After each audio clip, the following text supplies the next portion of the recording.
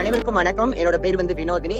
சொந்த மாவட்டம் என்னன்னா திருநெல்வேலி மாவட்டம், வள்ளியூர்ல இருந்து பேசுறேன். 2009 எங்களுக்கு எல்லா கவர்மெண்ட் சர்டிபிகேட்லயுமே அதர்ஸ் அப்படின்னு சொல்லிட்டு ஒரு உரிமையை கொடுத்திருந்தாங்க. அதுக்கு முன்னாடி எங்களுக்கு ஓட் ஐடி கிடையாது 2009 முன்னாடி. அதுக்கு பிறகு 2014 எங்களுக்கு ஒரு அங்கீகாரம் கொடுத்து ஓட்டுரிமை எங்களுக்கு தந்தாங்க.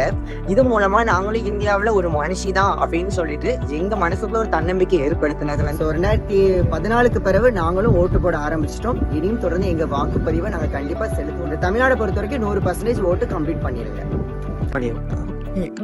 எவ்வளோ தடைகளையும் எவ்வளோ கஷ்டங்களையும் தாண்டி வாக்குரிமை கிடைச்சது கற்றுமா.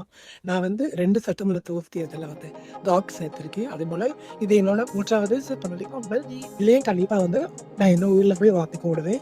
கடந்த 2 வருஷம் ரொம்ப கஷ்டப்பட்டேன். சொந்த ஊரில் கூட வாக்கு போடுறதுக்கு ரொம்ப மன கஷ்டத்தில் கூட தைரியம் இல்லாமல் இருந்தேன்.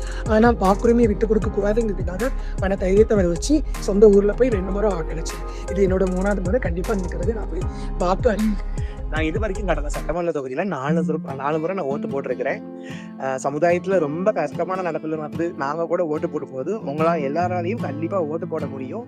ஓட்டுங்கிறது நம்ம உரிமை. நம்ம விரல்ல வைக்கிற மை வெறும் மை இல்லை, அது நம்மளோட உரிமை.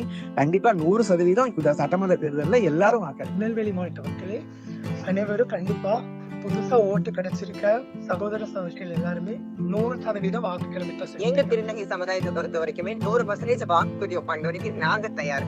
நம்ம திருநங்கை மாவட்டத்துல எல்லா மக்களுமே 100% வாக்குப்பதிவு பண்ணதுக்கு நீங்க தயாரா இருக்கீங்களா? 100% தவறாமல் வாக்களிப்போம். நமது வாக்கு நமது